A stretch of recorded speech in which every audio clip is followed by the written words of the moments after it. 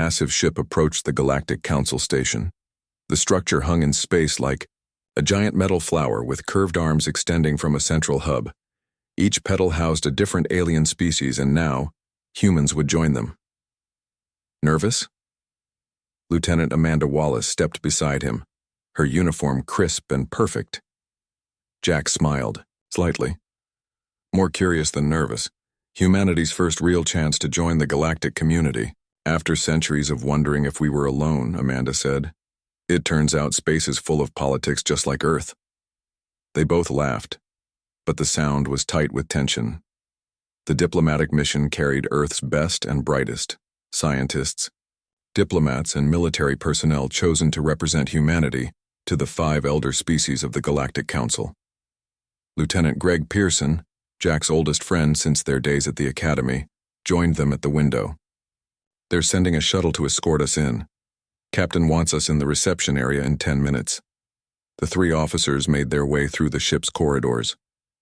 Crew members nodded respectfully as they passed. Everyone felt the weight of history on their shoulders. In the reception area, Ambassador Alan Foster briefed the diplomatic team one last time. Remember, each species has its own customs. The Zorak will not touch you. Their crystalline bodies are sensitive. The Mirit exist, partly as gas, so don't be alarmed by their containment suits. The Velrians need moisture. The Kasiri communicate partly through antennae movements, and the Dreth have silicon-based biology. Be respectful, follow protocol, and make Earth proud. When the shuttle docked, Jack and Greg took positions near the door. As security officers, they would be the first to meet the aliens. The airlock hissed open.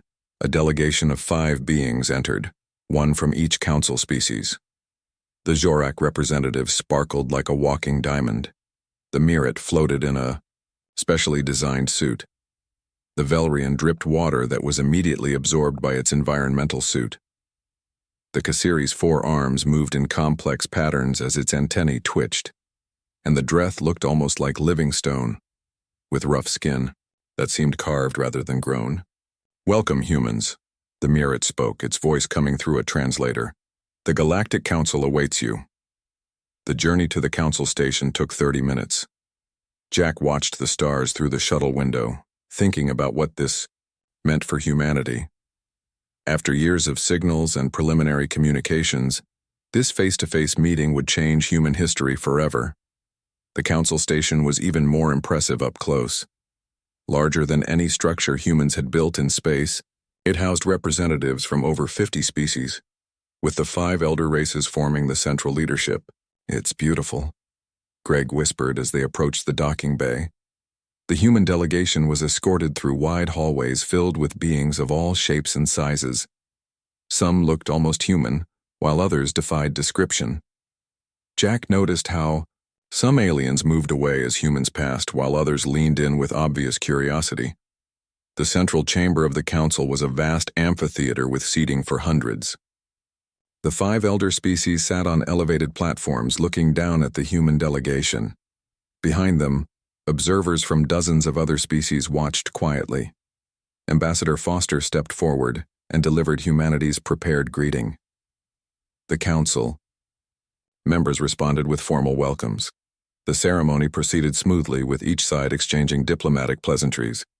Then came the signing ceremony. The humans would officially be recognized as the newest species in the galactic community. Ambassador Foster approached the central table with a smile, ready to make history. Jack noticed it first, a subtle change in the behavior of some Kasiri observers. Their antennae were vibrating in patterns different from the others. He nudged Greg and nodded toward them. Something's wrong, he whispered.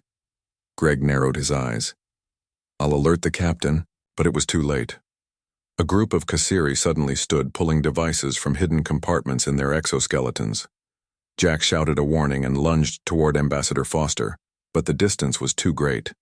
Energy weapons discharged, filling the chamber with blinding light and the smell of burned air. Screams echoed as diplomats from various species scrambled for cover. The human security team drew their own weapons, standard-issue sidearms that seemed pathetically small compared to the Kasiri weapons. Get down, Jack shouted, pushing Amanda. behind a decorative column. He fired his weapon at the nearest attacker, but the energy pulse seemed to dissipate against some kind of shield. The attack was over almost as quickly as it began. The Kasiri attackers retreated through a side entrance as Council security forces finally responded. Jack looked around at the devastation. Half the human delegation lay motionless on the floor. Among them was Greg, who had thrown himself in front of a group of unarmed human scientists. Jack ran to his friend's side. Blood pooled beneath Greg's body, his breathing shallow and rapid. "Hang on, buddy. Medical help is coming," Jack said, applying pressure to the wound in Greg's chest. Greg tried to speak, blood bubbling at his lips. "Did we save any of them?" "Yes, you saved them. You're a hero, Greg." Greg's eyes focused on Jack one last time before going still. Jack held his friend's body, rage building inside him like a physical force. Council security and medical teams swarmed the chamber. The elder representatives were quickly evacuated, their safety prioritized above all else. The human wounded received attention only after the council members were secure. Hours later, in a sterile meeting room, the council representatives addressed the surviving humans. The Jorak speaker's crystalline form refracted light as it moved. "This tragic incident was the work of extremists," the Jorak said through a translator. "A small faction of Kasiri who oppose new species joining the council. They do not represent the Kasiri people or the council."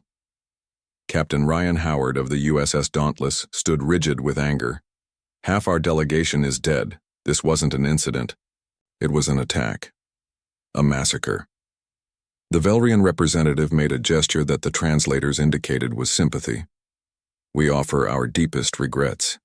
The criminals will be found and punished according to council law." "And what does that mean?" Jack asked, unable to contain himself. The Mierit's containment suit pulsed with colors. "They will be rehabilitated and restricted from council activities." The human survivors exchanged glances of disbelief. "Rehabilitated?" Captain Howard repeated. "They murdered 23 humans during a peace mission." The Dreth representative's stony face showed no emotion.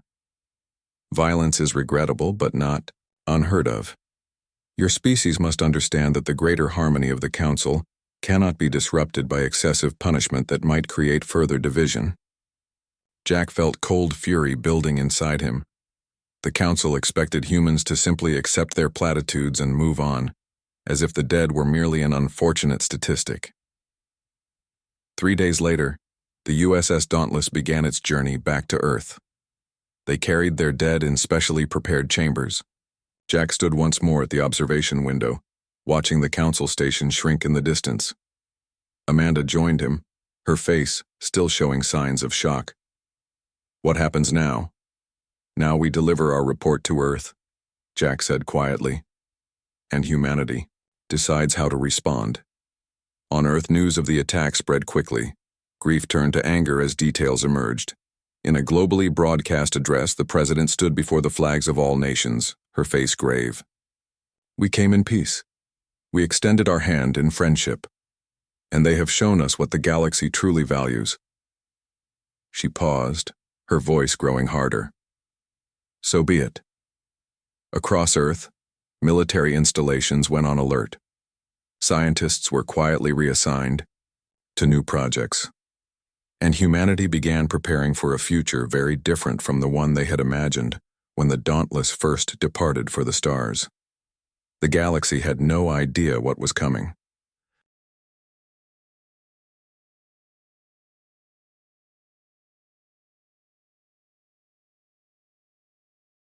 Cultural exchanges began. Alien technology flowed to Earth, and human art and music spread to the stars. The council believed the matter was settled. They were wrong. Deep beneath the Nevada desert, in a facility that didn't exist on any official map, Navy Captain Olivia Martinez walked through a set of heavy security doors. Her footsteps echoed in the long concrete hallway.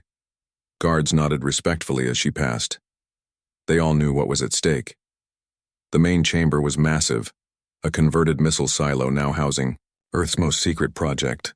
Engineers and scientists worked at stations around the room. Military personnel from every nation moved with purpose. On the wall hung 23 photos, the diplomats killed during the council attack. Below them was a simple phrase, "Remember? Why, Captain Martinez." Dr. Peter Collins looked up from his workstation. Dark circles under his eyes showed he had been working through the night again. "The test results are back. It worked." Olivia felt a surge of satisfaction. "Show me." Peter led her to a sealed chamber where a piece of alien technology sat on a workbench. It was a standard Kasiri communication device, traded to humans as part of the goodwill package after the attack. "We didn't just reverse engineer it," Peter explained. "We improved it. Their quantum entanglement system has a range of about 2 light years. Ours now reaches 5. And they have no idea we've done this? None. According to their technological development models, humans shouldn't be capable of understanding these principles for at least 300 more years." Olivia smiled grimly. "They don't understand human motivation very well." She moved to the next section where Chief Strategist Daniel Wright studied holographic displays of alien battle formations. Daniel had been a chess grandmaster before joining military intelligence. Now he applied those skills to a much larger game. "Their weaknesses are becoming clear," Daniel said without looking up. "The Zorak are methodical but inflexible. The Mirit rely too heavily on their technology. The Velrians never develop flanking maneuvers because on their water world, combat is 3-dimensional. The Kasiri fight like a hive, which makes them vulnerable to attacks that target their communication. And the Dreth, they're so slow to adapt that they haven't changed their basic military doctrine in 2,000 years. And they've never fought humans," Olivia added. "Exactly. They've had peace for so long they've forgotten what real war looks like." At the far end of the facility, Olivia found Sam Howard. With his slight build and quiet manner, Sam didn't look impressive, but he ran the most effective spy network humans had ever created. His agents had infiltrated every major council installation within human reach. "The council still believes we're focused on cultural exchange," Sam reported. "Their security is designed to prevent violence between member species. They aren't looking for human infiltration because they think we're still in awe of being included." "Any progress on identifying the Kasiri responsible for the attack?" "Better than that." Sam handed her a data pad. "We have names, locations, and the chain of command that approved the operation. It wasn't just a fringe group. High-ranking Kasiri, officials knew it was planned." Olivia's jaw tightened. The council had lied, not just about seeking justice, but about the attack itself. "Has this been verified?" "Triple-sourced, and there's more." The council debated whether to admit humans at all. Some wanted to keep us isolated until they could determine if we were a threat. The attack was meant to test our response. "Well," Olivia said coldly, "they're about to get their answer." Later that day, Olivia attended a meeting with Earth's combined military leadership. Representatives from every major nation sat around a circular table. Above them, a holographic display showed the positions of every known alien vessel within 50 light-years of Earth. "The Retribution fleet will be ready in 3 months," Admiral John Reeves announced. 5 carrier groups, each with support vessels and ground force complements.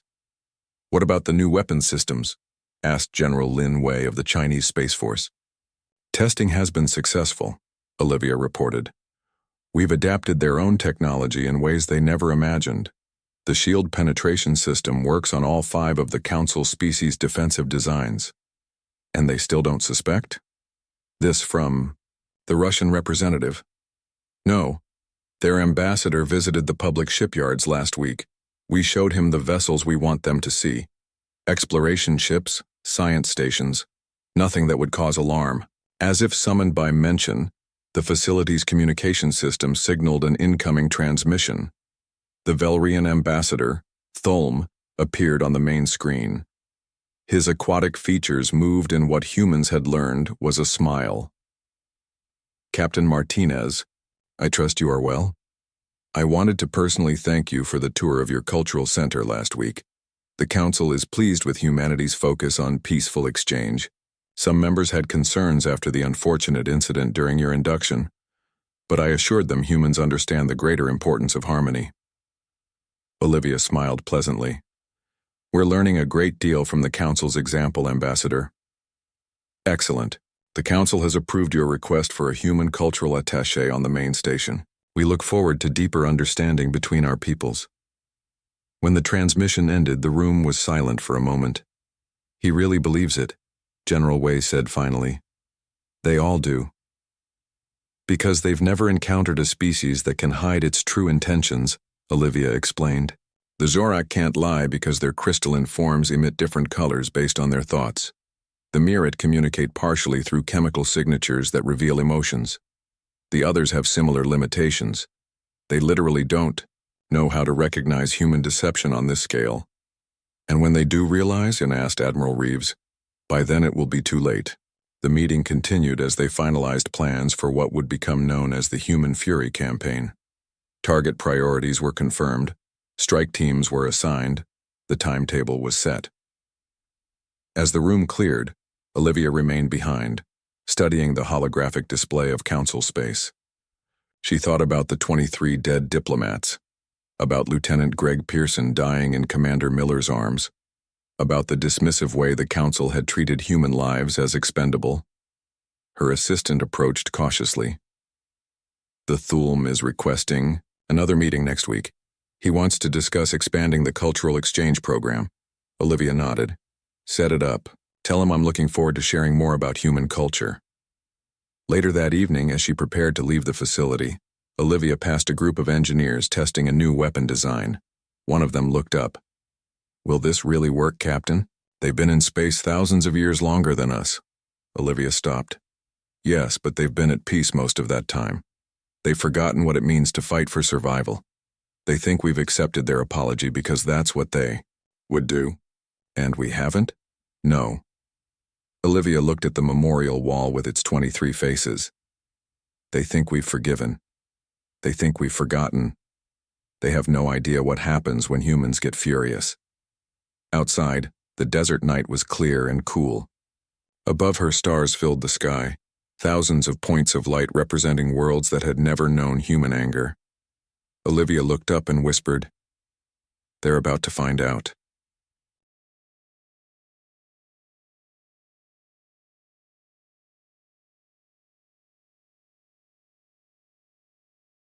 Each hosting massive defense stations. The stations had protected the Kasiri for thousands of years. No enemy had breached their defenses in living memory. That was about to change. Admiral Frank Carter stood on the bridge of the ESS Retribution, the flagship of Earth's newly formed defense fleet. Through the view screen, he watched as 50 human warships moved into position. None of them had existed a year ago. Built in secret facilities throughout the solar system, they represented humanity's response to the Council's betrayal.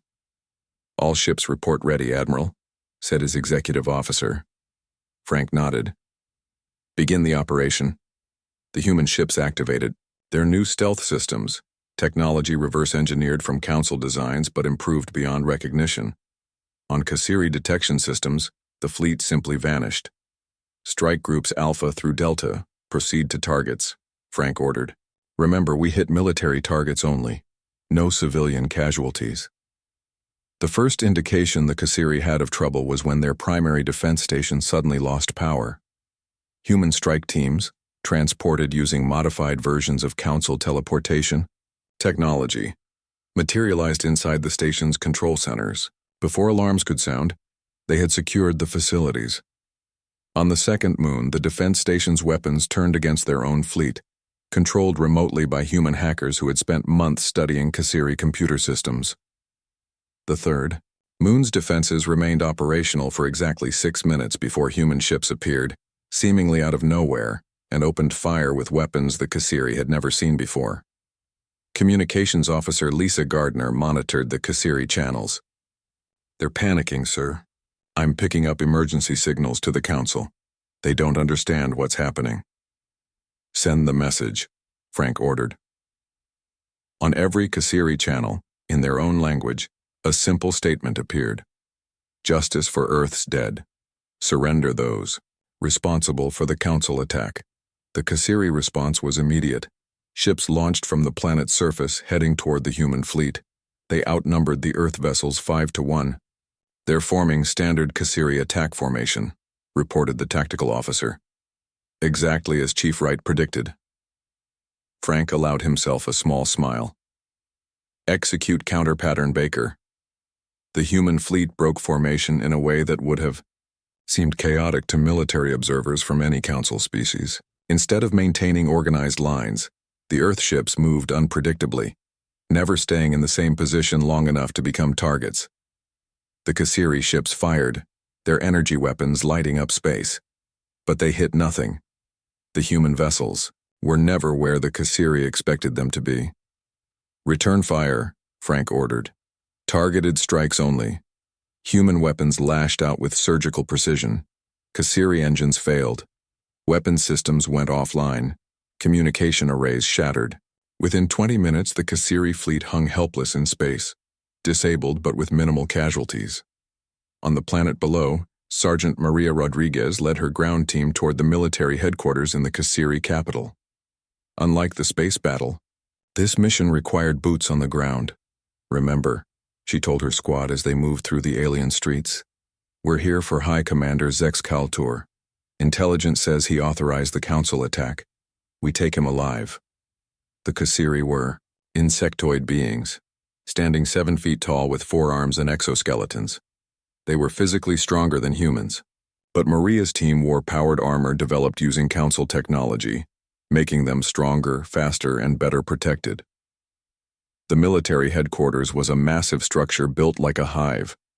Kasiri guards stood at attention, still unaware that their orbital defenses had fallen. Maria gave the signal and her team moved. Stun weapons fired, dropping the guards without killing them. Alarms blared as the team breached the main doors. Inside they met resistance, but the Kasiri were confused and disorganized. They had no protocol for this type of attack.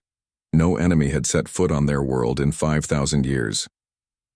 Maria's team fought their way to the central chamber where High Commander Zex Kaltur was attempting to organize a defense. "Surrender," Maria ordered, her weapon aimed at the Kasiri leader's head. "By authority of Earth, you are charged with ordering the attack on our diplomatic mission." The High Commander's antennae twitched in what humans had learned was surprise. "How did you get here? How did you bypass our defenses?" "We studied you. We learned your weaknesses. Now surrender, or face the consequences." For a moment, she thought he would resist. Then his antennae drooped in the Kasiri gesture of submission. "I surrender." Within 6 hours, the Kasiri military command was in human custody, and Earth forces controlled the planet's defenses. As promised, no civilian targets had been hit. The operation had been completed with minimal loss of life, a demonstration of precision rather than brutality. In emergency session, the Galactic Council watched recordings of the human attack. The 5 elder species sat in stunned silence as they observed how quickly their military technology had been turned against one of their own. "Impossible," said the Zorak representative, crystal body flashing with patterns of distress. "Humans cannot have developed these capabilities in a single year." "And yet they have," replied the Velrian leader. "They have defeated the Kasiri more thoroughly than any species has defeated another in 10,000 years of Council history. Their tactics make no sense." The Dreth representative's stone face showed rare emotion. "They do not maintain formation. Their ships move without pattern or reason." "No," the Mirret leader corrected. "They move with a pattern we cannot recognize. That is not the same thing." A human transmission interrupted their debate. Admiral Frank Carter appeared on their screens. "Greetings, Council members. By now you have seen what happened at the Kasiri homeworld. We have captured those responsible for the attack on our diplomatic mission, including officials who authorized the operation. Officials you claimed did not exist." The Council members exchanged uncomfortable glances. "For now, our action is limited to those directly responsible," Frank continued. "But make no mistake, we know the truth. The Council lied to us. You dismissed our dead as an unfortunate incident when you knew it was a planned attack. You expected us to accept your platitudes instead of justice." "What do you want?" asked the Zorak leader. "Justice, truth, and recognition. Humanity will not be dismissed again. We came to the Council in peace, but if threatened, we will respond with overwhelming force. After the transmission ended, the Galactic Council chambers remained silent for a long moment. Finally, a Zorak elder who had witnessed countless conflicts over thousands of years spoke quietly. These humans, they don't fight like a civilized species. They fight like they have nothing to lose.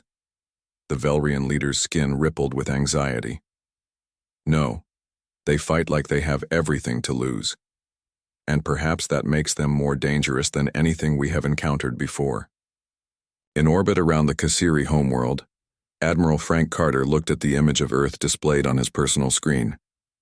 He thought of the 23 diplomats who had died believing in peace. "This is just the beginning," he whispered. "Now, they will learn what happens when humanity unites against a common enemy." Outside his viewport, the stars seemed to burn a little brighter.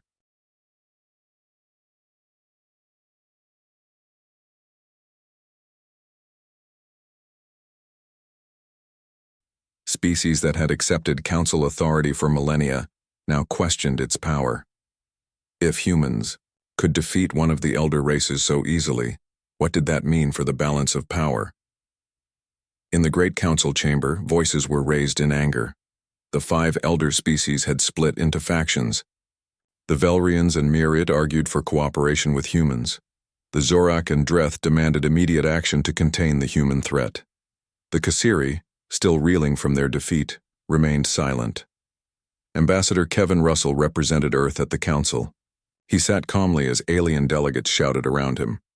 At 45, Kevin had been a diplomat for 20 years, but nothing had prepared him for this. He was now the most important human in the galaxy, carrying the weight of Earth's future on his shoulders. The humans must be stopped before they grow too powerful. The Zorak representative's crystalline body flashed with patterns of agitation. They have shown they cannot be trusted to respect council authority, and we have shown we cannot be trusted to deliver justice, the Myrid representative countered, gas swirling angrily in its containment suit. The humans acted only after we failed them. Kevin listened without expression. Earth's intelligence network had grown since the attack. Human agents had infiltrated every major power in the galaxy. Nothing happened in council space that Earth didn't know about. What Earth knew now was troubling. The Zorak and Dreth were secretly building fleets. They planned to destroy humanity before it could become a greater threat. But they were divided, arguing among themselves while humans grew stronger each day. When the chamber finally quieted, Kevin rose to speak. His voice was calm, but carried throughout the vast room. 3 months ago, humans demonstrated that we will not allow injustice to stand. We took action against those responsible for murdering our diplomats. We did so with precision and restraint. He paused, looking at each elder representative in turn. Now we are ready to discuss peace. Real peace, built on mutual respect rather than deception. "What are your terms?" the Velrian asked. Its liquid eyes couldn't hide its fear. Truth, justice, and a seat at the council as equals, not as junior members to be dismissed when convenient. The Dreth representative's stone face hardened further. "Unacceptable. You have not earned such status." Kevin smiled slightly. "I believe we have demonstrated our qualifications quite effectively." As the council argued, another drama unfolded in deep space. The Dreth had captured human scientists from a research vessel near their territory. They were being held in a maximum security prison on a moon orbiting the Dreth homeworld. Vice Admiral Heather Morris led the rescue mission. Her ship, the ESS Intrepid, approached Dreth space under complete stealth. Unlike the large-scale attack on the Kasiri, this operation required subtlety. "Status report," Heather ordered, standing on the bridge of her ship. "We're within transport range," her tactical officer replied. "Defense systems are still blind to our presence. And our guests?" "The Myrid observer is in position. The Velrian representative is with him." Heather nodded. Earth had invited military observers from sympathetic council species to witness the operation. It was a calculated risk, but one she believed would pay off. Deploy the strike team. On a viewing screen, Heather watched as 12 Special Forces operators transported to the prison surface. Each wore advanced stealth armor that made them nearly invisible. They moved with practiced precision, entering the facility without triggering alarms. The alien observers watched in silence as the humans systematically disabled security systems and neutralized guards without killing them. Their efficiency was terrifying. How did they plan this so quickly? The Mirror observer asked. The scientists were only captured 4 days ago. Heather allowed herself a small smile. We prepare for every contingency. This rescue plan existed before the scientists were taken. Inside the prison, the team located the human captives. 6 scientists, bruised but alive. The team leader, Major Ethan Powell, cut through their restraints. We're taking you home, he told them. The Dreth, one scientist said, her voice weak. They wanted our navigation technology. We didn't tell them anything. Good. Now let's move. The extraction was textbook perfect. Within 20 minutes, the team and rescued scientists were back. On the Intrepid. No casualties on either side. The only evidence of their presence was a simple message left on the prison's computer system. Humans protect their own. By the time Dreth authorities realized what had happened, the Intrepid was already gone, leaving Dreth space at speeds the stone-like aliens had believed impossible. When recordings of the rescue reached the Council, the effect was immediate. The Velrian and Mierit representatives openly advocated for learning from humans. Several minor species requested human military advisors. The balance of power was shifting. Back on Earth, the spy networks reported something unexpected. Council. Species were approaching Earth individually, secretly, hoping to gain human knowledge. They offered technology, resources, alliance, anything to secure human favor. The Kasiri, once proud and aggressive, were the first to formally surrender. They turned over everyone involved in the original attack and requested human guidance to rebuild their military. In a private communication to Earth's leaders, a Mirrit philosopher broadcast a message that was soon shared across human space. We have existed for 10,000 years without meaningful evolution in warfare. Humans have turned conflict into an art form in mere centuries of their history. On a secure base in what had once been Canada, Commander Jack Miller, now promoted to Admiral, watched a broadcast of Kasiri war criminals being brought to justice. Among them was the officer who had fired the shot that killed his friend Greg. Admiral John Reeves stood beside Jack. You should be there for the trial. Jack shook his head. This isn't about personal revenge. It's about showing the galaxy that humans demand justice. And after justice, what then? Then we build something better. The old council was corrupt and complacent. Whatever replaces it needs to be stronger, fairer. Jack looked at the stars, visible through the window. Greg believed we could bring something valuable to the galaxy. He was right, just not in the way he imagined. Across council space, species that had looked down on humans now studied Earth history with fascination and fear. They marveled at how conflict had driven human innovation, while their own species had stagnated in relative peace. A new term entered galactic language: human fury, the capacity to unite with single-minded purpose when threatened, to innovate in ways that defied understanding, and to fight with a passion that peaceful species found both terrifying and strangely admirable. The galaxy was changing, and at the center of that change stood humanity. No longer the newcomers to be dismissed, but a power that had earned its place among the stars through fire and determination.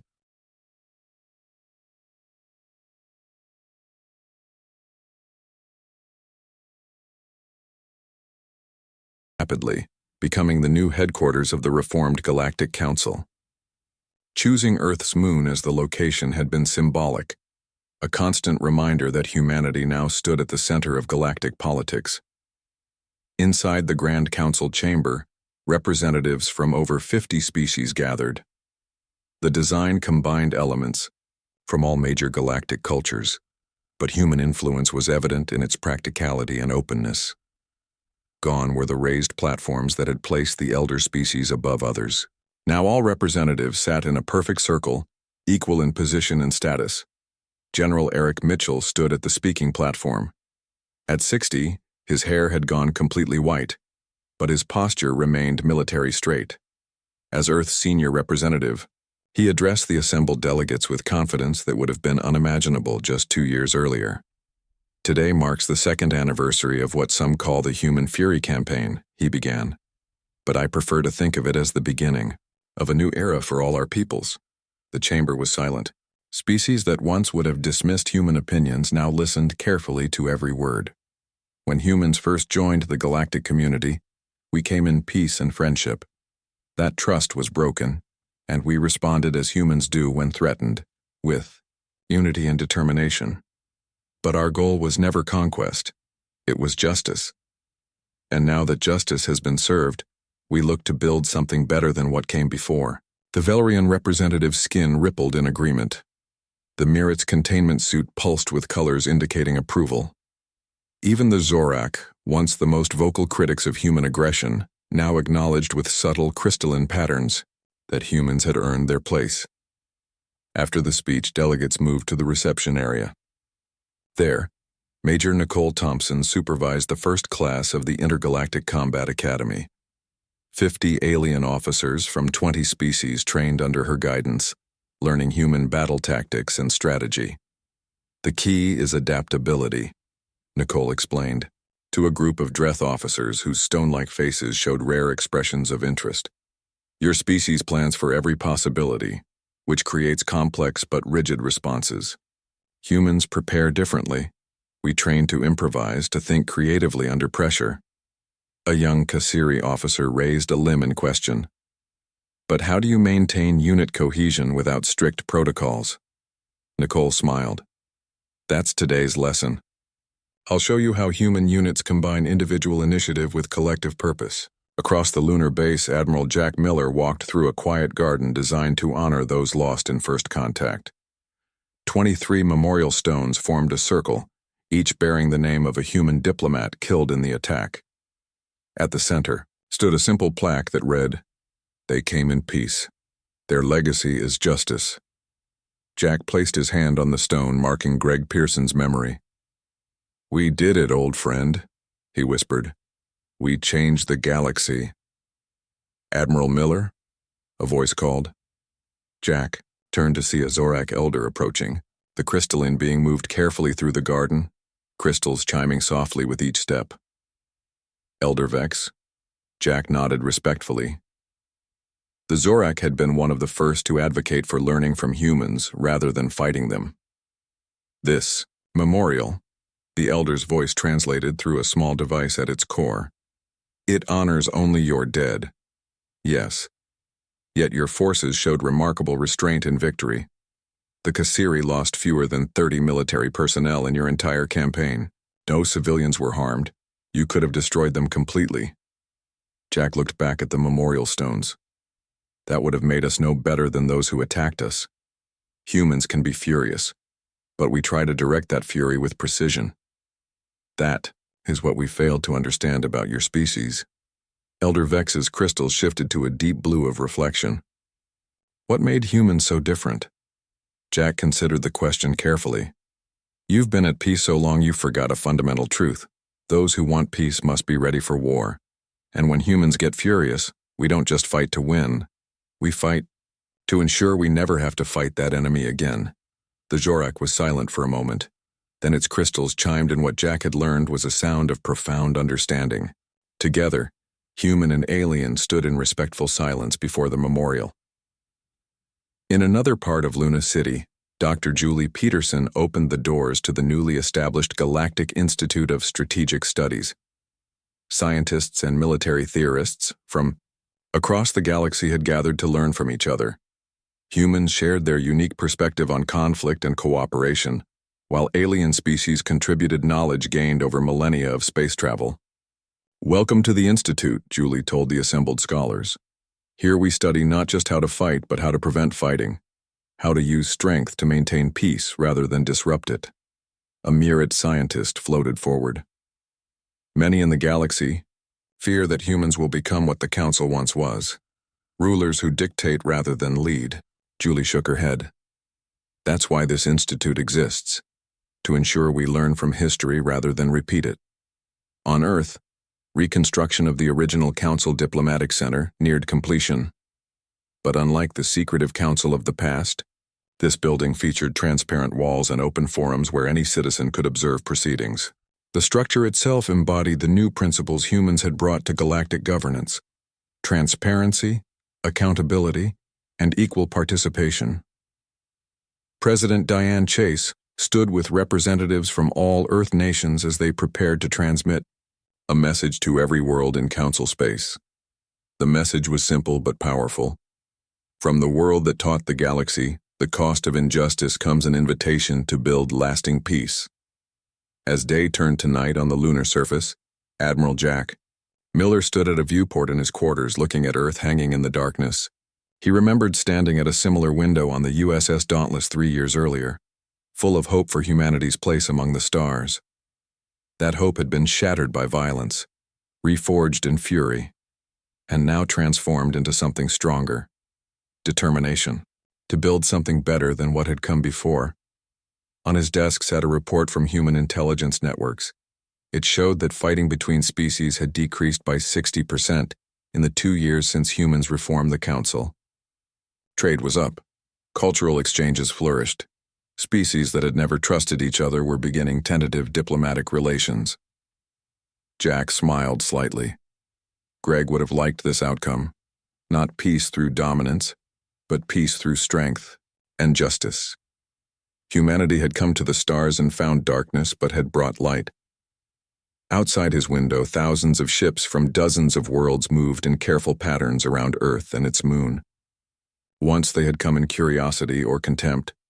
Now they came to learn, to trade, and to understand the species that had transformed the galaxy, not just through fury, but through what came after fury: wisdom. The galaxy would never be the same. And perhaps, Jack thought as he looked at the stars, that was exactly as it should be.